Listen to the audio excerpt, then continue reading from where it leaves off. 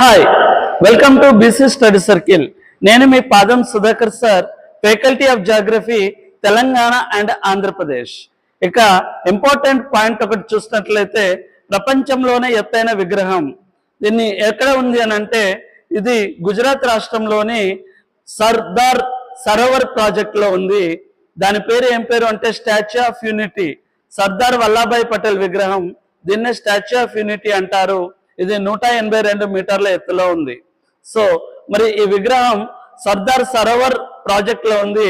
Sardar Sarovar project ఎక్కడ ఉంది అంటే నర్మదా నది పైన ఉంది. ఇప్పటి వరకు దాదాపు నర్మదా నది పైన దాదాపు 37 ప్రాజెక్టులు నిర్మించారని చెప్తున్నారు.